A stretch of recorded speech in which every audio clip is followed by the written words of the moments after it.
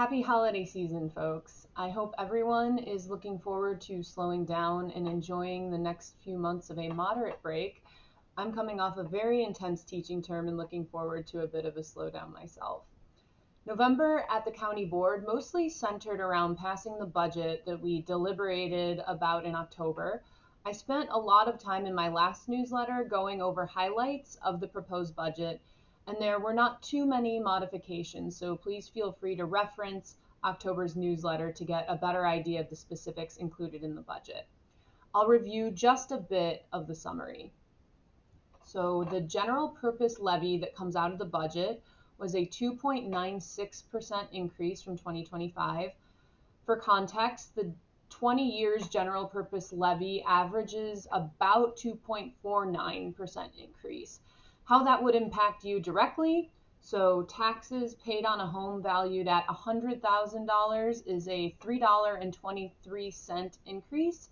For a median home of about $300,000, it would be about a $9.70 increase.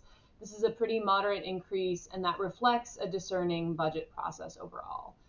Some material operating expenditure changes that accounted for changes in the budget were county personnel expense increase, some of the sheriff's office overtime and wellness program, medical, dental, and food supplies for the jail, IT data processing costs expenditure increases, debt service increases, the county's share of joint services increased, and a decrease in the human services placements.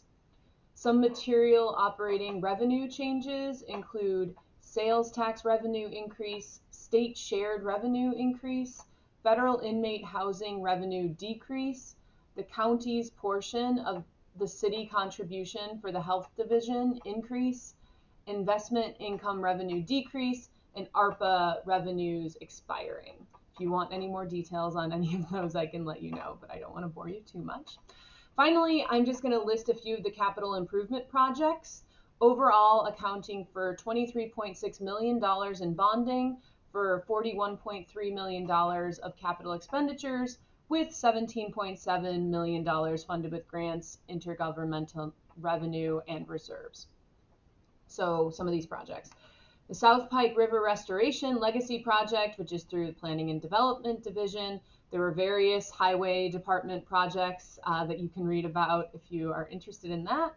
The Ceremonial Courtroom Restoration Legacy Project, which is through the Facilities Division.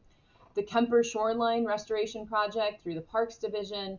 A lot of IT expenditures for various countywide projects, particularly infrastructure and the technology lifecycle refresh to keep us up to date. Projects in the Golf Division that are all funded by reserves from Golf. Golf is self-sustaining at this point, which is good for them.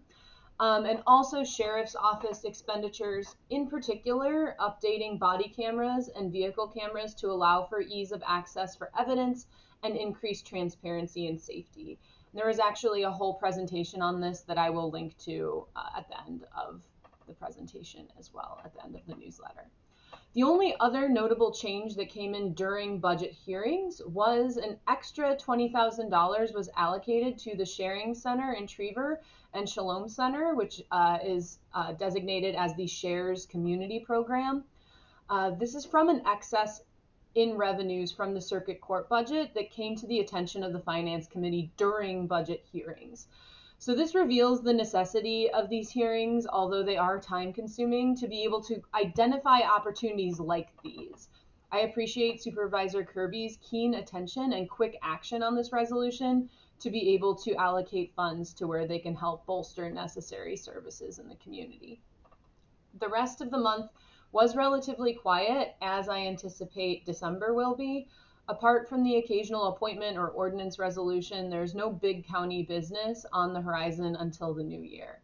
Most of us are winding down the year and preparing for campaign season, which is coming quickly. On that note, I would like to announce that I will be running for re-election in 2026, and if anyone is interested in getting involved in the campaign, please feel free to reach out to me. My campaign email address is friendsofstephaninez@gmail.com, or you can use any of my other contact information that is available on the county website. You can reach me at any of those. In particular, if you live in my district, I will be circulating nomination papers in December, and I would love to get anyone's signature who is willing to give it. These papers are due at the beginning of January, and I need at least 100 valid signatures to get my name on the ballot, but I plan to collect more just to be safe. Just a reminder that a signature on nomination papers is not an endorsement. You have all of campaign season to decide how you want to vote. Anyone who wants a sheet to collect signatures from your neighbors, please reach out to me and I am more than happy to oblige. I am always so grateful for everyone who took a chance on a fresh new elected official, and I continue to be humbled by everyone's support. Have a great holiday, and I will talk to you in the new year.